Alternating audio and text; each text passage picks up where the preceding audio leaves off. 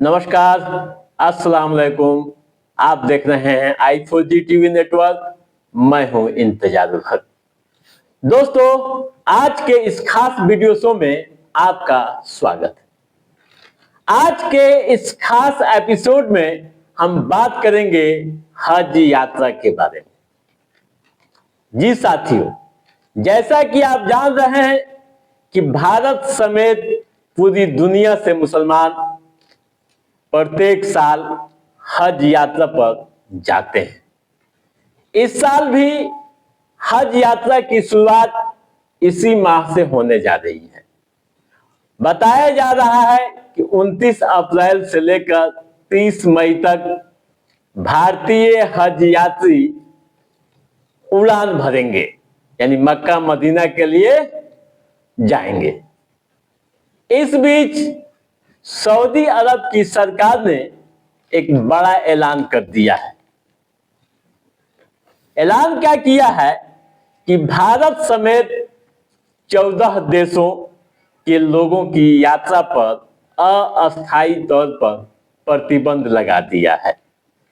यह प्रतिबंध हज यात्रा के दौरान अत्यधिक होने वाली भीड़ को ध्यान में रखते हुए लगाया गया है, जिसके बाद से कई तरह की चर्चाएं लगातार हो रही हैं।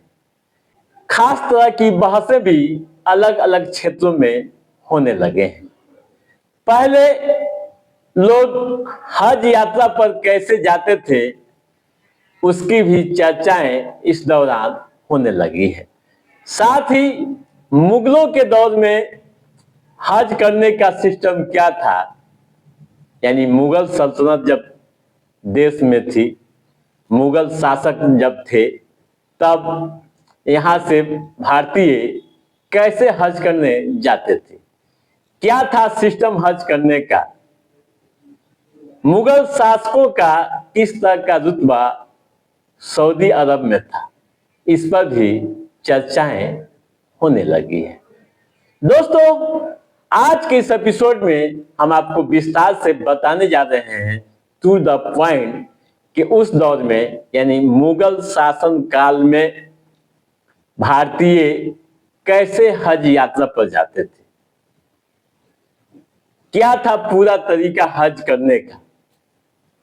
तो आइए सीधे सीधे टू द पॉइंट हम बात करते हैं।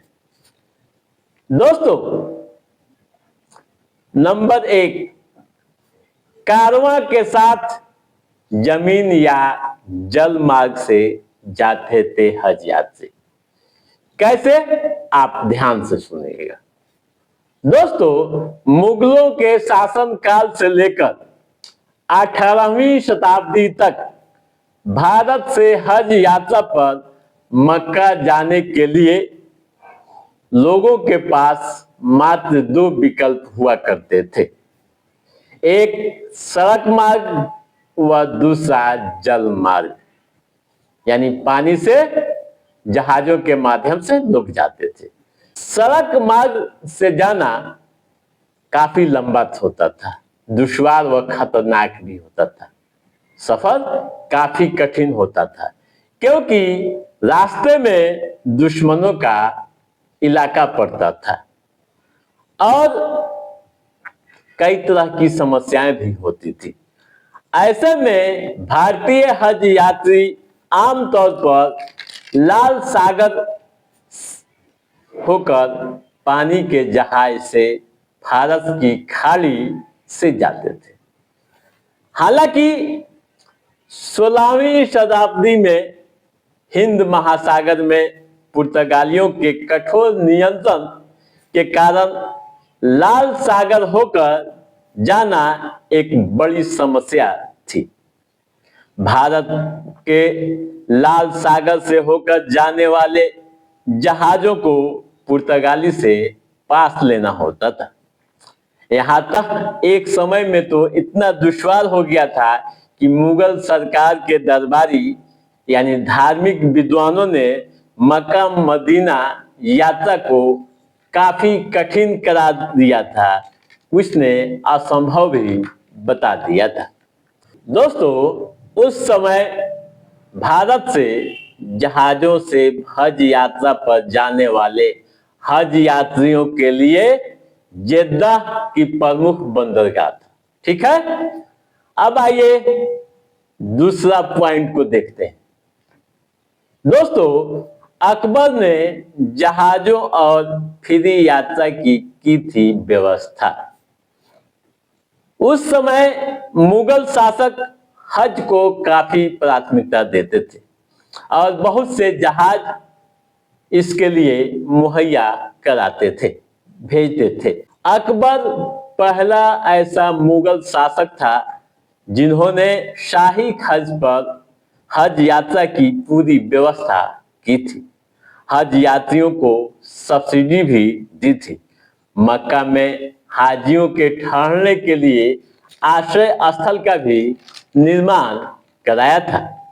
साल 1570 ईस्वी में अकबर ने एक दरबारी को मीर हज नियुक्त किया था।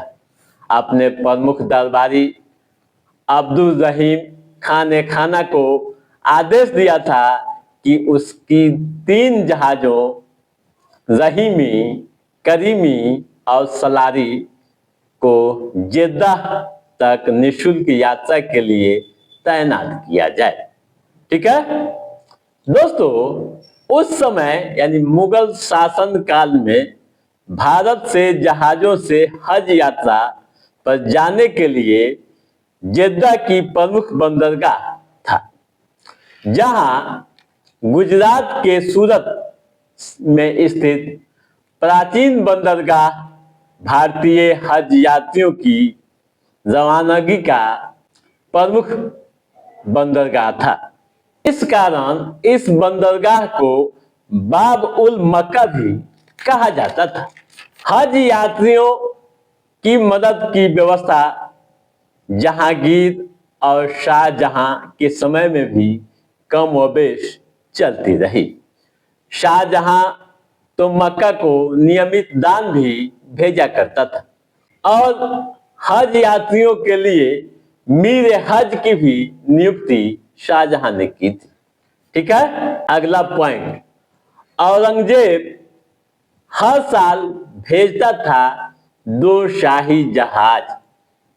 कैसे, आप ध्यान से सुनिएगा। दोस्तों, बादशाह औरंगजेब सैकड़ों हज यात्रियों के लिए व्यवस्थाएं की थी। औरंगजेब की बेटी जैबुन्नेसा भी हज यात्रियों को बेहतरीन तरह से सपोर्ट करती थी। एक मीडिया रिपोर्ट के अनुसार 1676 ईस्वी में औरंगजेब ने स्कॉलर सैफी बिन वली को अल कांजवी की यात्रा को भी प्रायोजित किया था। अगला पॉइंट, सजा देने के लिए भी कराई जाती थी हज यात्रा। कैसे, आप ध्यान से सुनिएगा। अरब न्यूज के अनुसार बताया गया है कि मुगलों के शासन काल में लोगों को हज यात्रा पर भेजने के अलग अलग कारण हुआ करते थे। इनमें धार्मिक यात्रा, धार्मिक अध्ययन व अच्छी सेवाओं के लिए पुरस्कार के साथ साथ सजा के लिए भी हज यात्रा पर लोगों को भेजा जाता था। शाही दरबार के सामने चुनौती या विद्रोही बनकर उभरने वाले लोगों को राजनीतिक जीवन से दूर करने के लिए हज यात्रा पर भेजा जाता था। हुमायूं ने अपने भाई को अंधा बनाकर हज यात्रा पर भेजा था।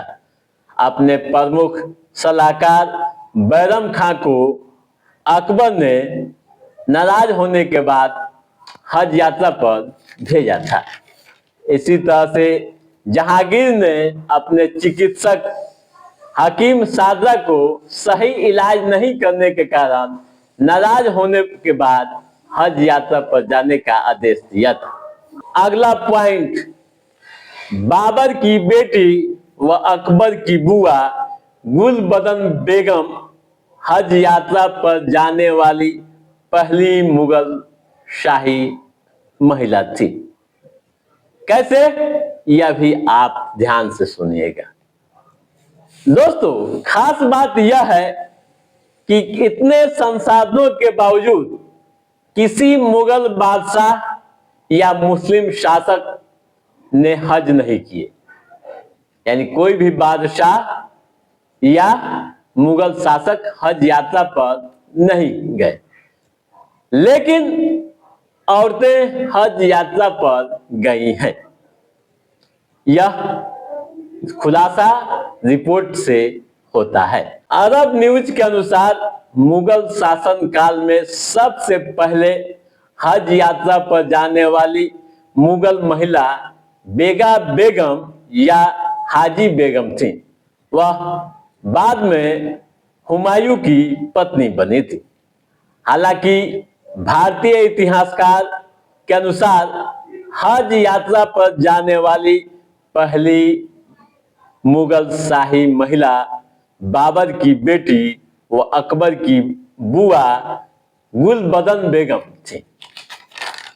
मीडिया रिपोर्ट के अनुसार साल 1576 ईस्वी में वह अकबर की एक पत्नी सलीमा सुल्ताना के साथ हज यात्रा पर गई थी।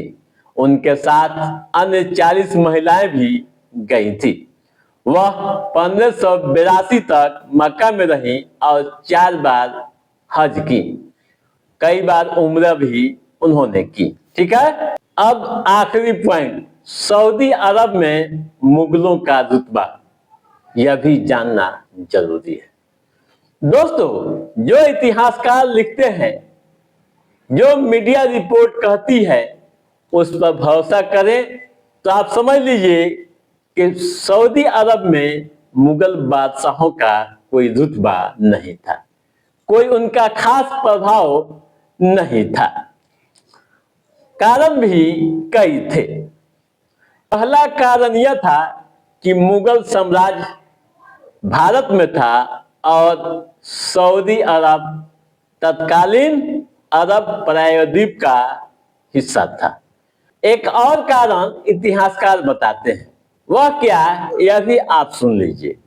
भारत में 16वीं शताब्दी में मुगल साम्राज्य का विस्तार हुआ, लेकिन अरब की बात करें तो आप समझ लीजिए कि आधुनिक सऊदी अरब का स्वरूप 20वीं शताब्दी में सामने आया था। ठीक है दोस्तों, तो आप समझ गए होंगे तमाम तरह की बातें कि उस दौर में लोग कैसे हज यात्रा पर जाते थे, किस तरह की थी व्यवस्था, कौन कौन लोग गए हज पर, बादशाहों ने क्यों नहीं किए हज, पहली शाही महिला कौन गई थी हज पर, तमाम तरह की जानकारी आपको इस एपिसोड में मिल गई होगी। तो दोस्तों, आज के इस एपिसोड में बस इतना ही। कैसा रहा हमारा यह एपिसोड, आप लाइक और कमेंट करके हमें जरूर बताइएगा। यदि आपने हमारे चैनल को सब्सक्राइब नहीं किया है तो सब्सक्राइब भी कीजिएगा, ताकि इस तरह की महत्वपूर्ण जानकारियों से संबंधित जो भी अपडेट है उससे हम समय समय पर आपके बीच पहुंचाते रहेंगे। तब तक आप अपने दोस्त को दीजिए इजाजत। नमस्कार।